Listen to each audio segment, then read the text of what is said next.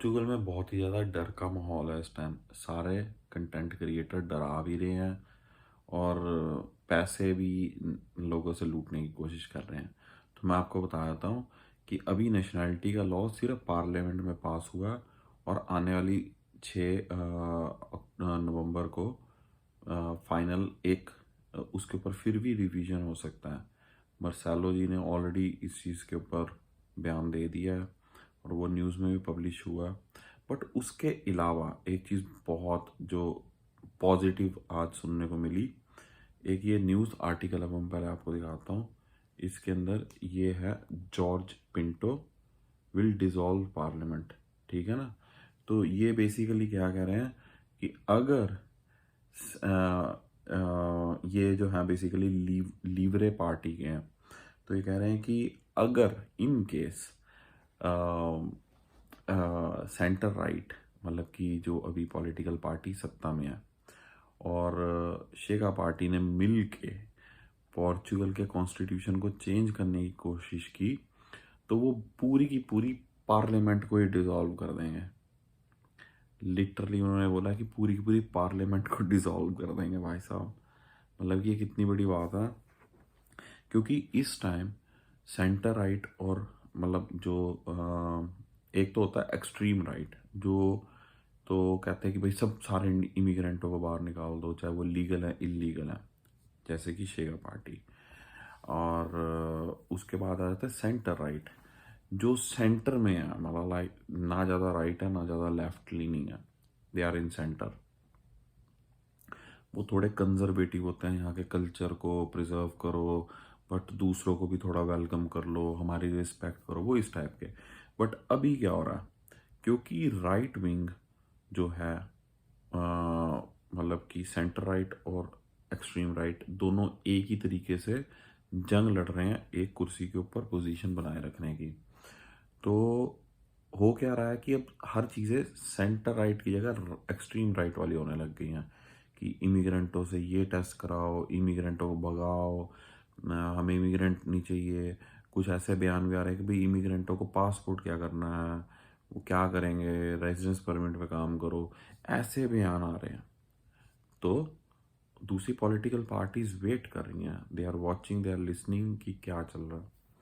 और जो पीएस है और लीबरे है जो पार्टी है, और भी जो है वो क्लोजली इसको देख कर कह रहे हैं कि लेट्स सी ये कितना गिर सकते हैं।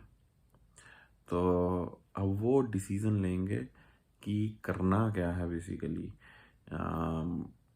अगर इन्होंने कॉन्स्टिट्यूशन को चेंज करने की कोशिश की, जैसे कि आपको नहीं पता तो यहाँ पे पोर्चुगल में एक डिक्टेटर हुआ करता था जिसका नाम था सालाजार।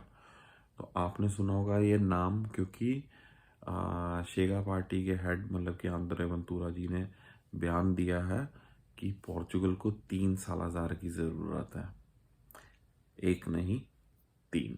सो लोग जो हैं जिन्होंने स्ट्रगल किया था पोर्चुगल में डेमोक्रेसी लाने के लिए, वो लोग शॉक हैं इस स्टेटमेंट से। और बहुत ज़्यादा चांसेस है कि आने वाले इलेक्शन जो प्रेसिडेंशियल इलेक्शन है 17 या 18 जनवरी को 2026 में, उसमें आंद्रे वेंतुरा के इन बयानों के कारण बहुत ज़्यादा लेफ्ट विंग वाले या जो एजिड लोग हैं या जो न्यू जनरेशन के हैं जो डिक्टेटरशिप को समझते हैं, वो लोग इलेक्शन में वोट करें।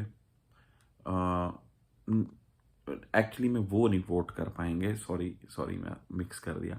बेसिकली पार्लियामेंट चूज करेगी किसको प्रेसिडेंट बनाना है, बट उनके जो उनकी जो आवाज़ है, like it will be A vote, मेरा कहने का मतलब है।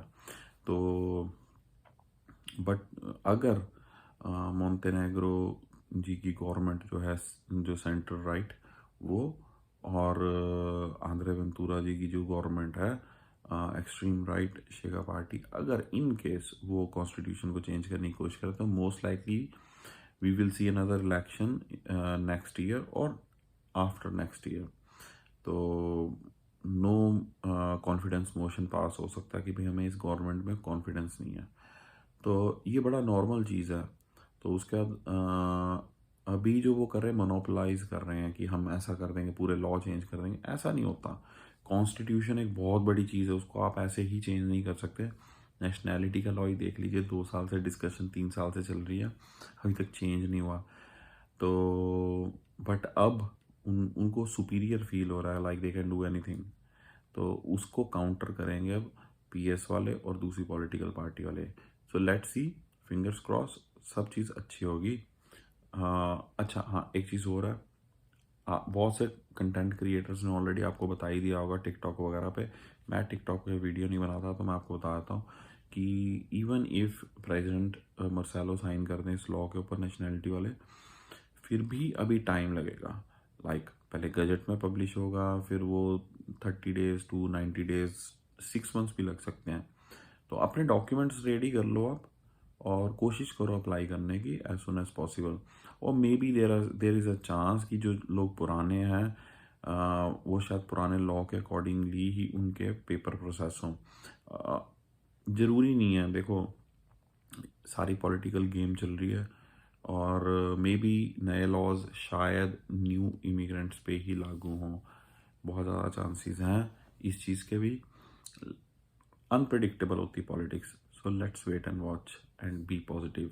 ओके, रात के इस टाइम 1 बज रहे हैं, और 1:08, और मैं सोने लगा था, फिर मेरे को याद आया कि यार नितिन, शर्ट पहन और वीडियो बना और ये इन्फॉर्मेशन शेयर कर। Okay, take care, bye bye.